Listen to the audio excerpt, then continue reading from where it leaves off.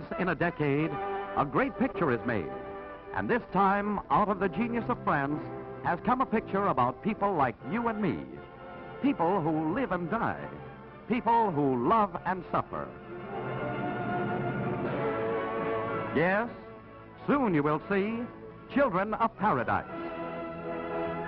A masterpiece of storytelling, an absorbing tale of human experience shared by clowns, beggars, murderers, and good and bad women.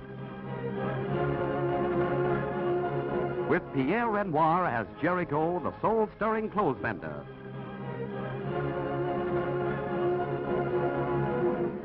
Arletty as Garance, the promiscuous lover of many men. And brilliant Jean-Louis Barrault, pantomimist, actor, clown par excellence.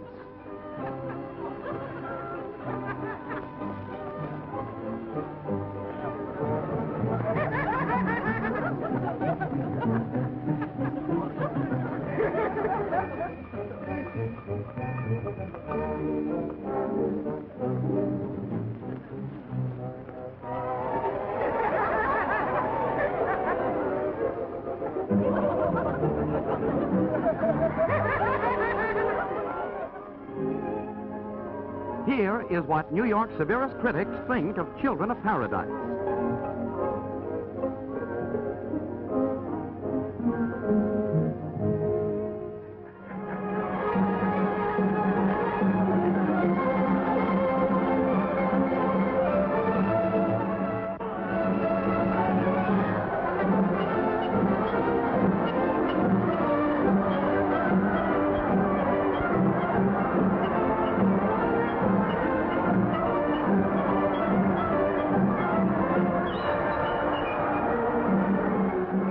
With lovemaking, Children of Paradise brings you in vivid reality the punchy story of romantic Paris in the heyday of the last century.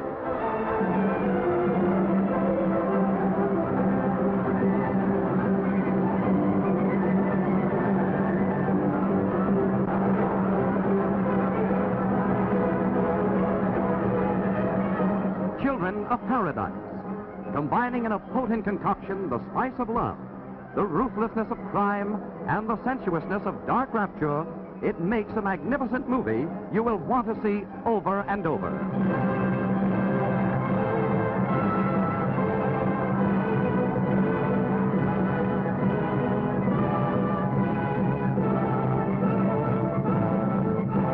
Don't fail to see this truly great film, this extraordinary work of art, this lusty masterpiece of love. Don't miss Children of Paradise, a tricolor release. Mystery wrapped in an enigma, as Russia has been called, is shown in all its majestic grandeur in Ivan the Terrible. Sergei Eisenstein's monumental work had been banned until recently. Now at last it can be shown in the complete version the director envisioned. Ivan the Terrible pursued his dream. A Russia freed from the enslavement of the selfish boyars. A Russia united and strong enough to withstand the traitors from within and the enemies from without.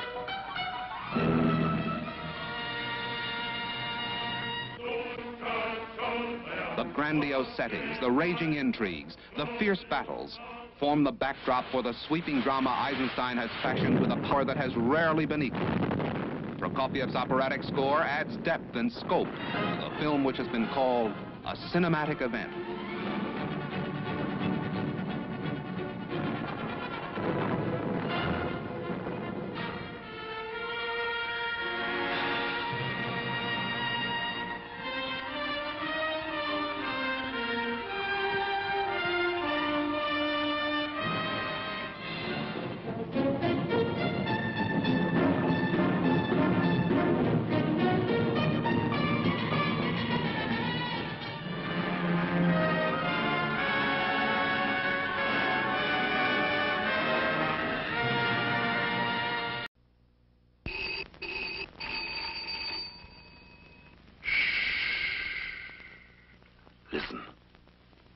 Listen to them.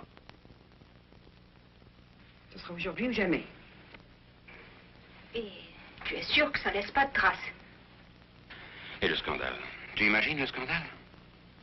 Ça ne peut finir que d'une façon. Sans des monstres, Dieu n'aime pas les monstres. Oh, j'ai la tête qui éclate, moi. Je vis une histoire de fou. They weren't mad. They were.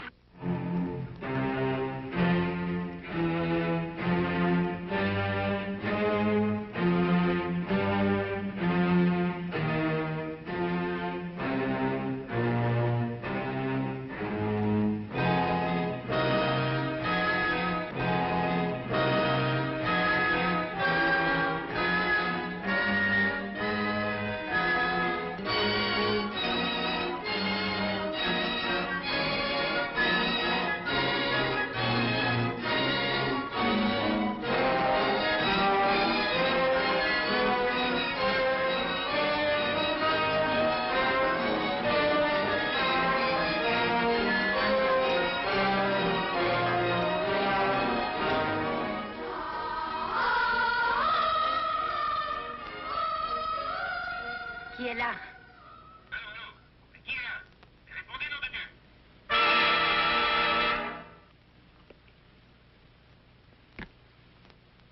A bathtub. Fiendish. A suit of clothes. Fiendish. A hamper. Fiendish. A swimming pool.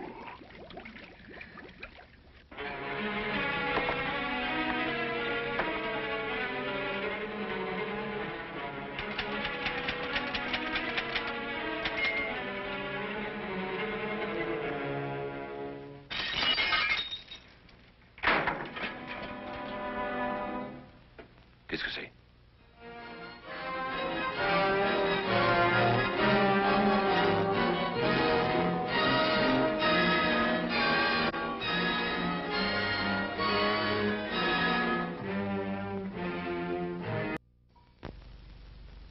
This is London.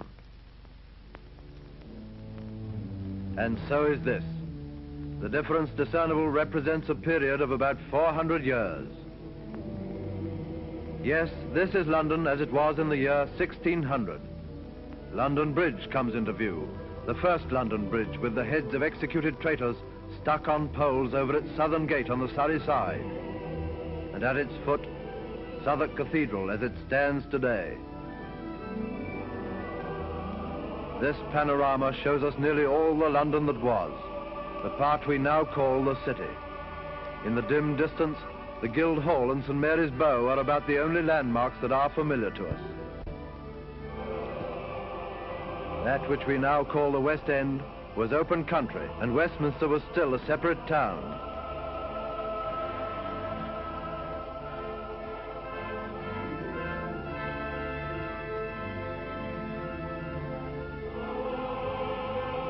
That noble edifice on the horizon is St. Paul's Church before it was burnt down in the Great Fire. Christopher Wren built on its site the cathedral we now know so well.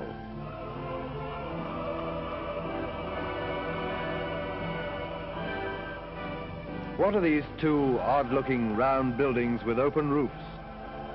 They are theatres, or as the Elizabethans called them, playhouses, about the first ever put up in England.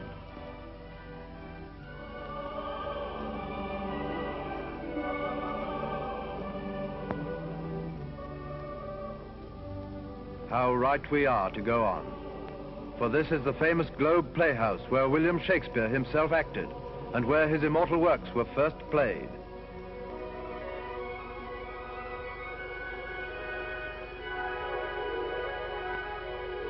And where from here? To another place and still another time, Southampton in the year 1415. King Henry V of England prepares himself for his destiny.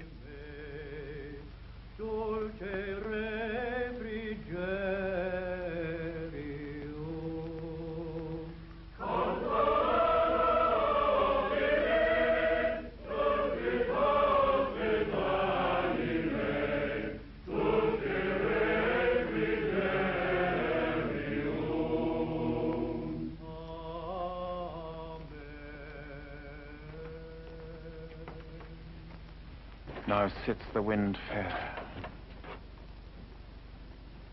Uncle of Exeter, set free the man committed yesterday that railed against our person. We considered it was the heat of wine that set him on, and on his wiser thought we pardon him. That's mercy, but too much security. Let him be punished, Sovereign. Lest example breed by his sufferance more of such a kind. Oh, let us yet be merciful. We doubt not now, but every rub is smoothed on our way. Then forth, dear countrymen. Let us deliver our puissance into the hand of God, putting it straight in expedition. Cheery to sea! The signs of war advance! No king of England, if not king of France! France.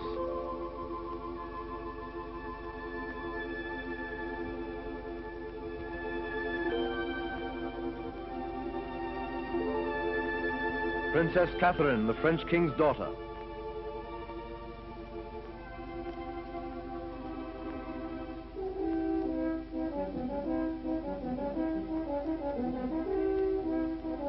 Some strangers in the courtyard.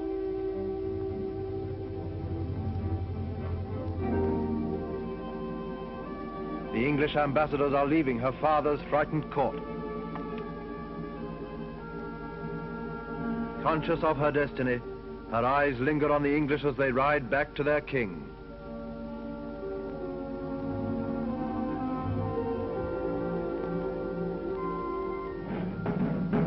October the 25th, 1415.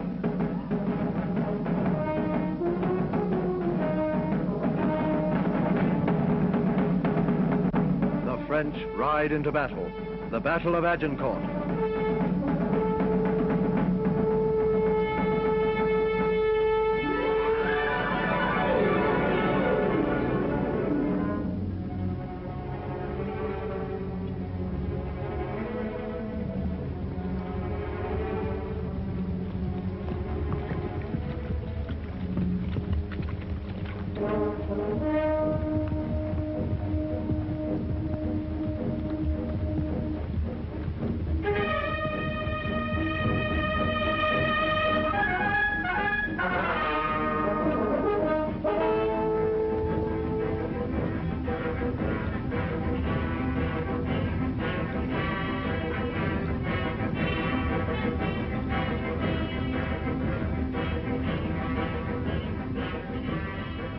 Robert Newton as Pistol. Leslie Banks as Chorus. Renée Acheson as Princess Catherine. Esmond Knight as Fluellen. Laurence Olivier as Henry V.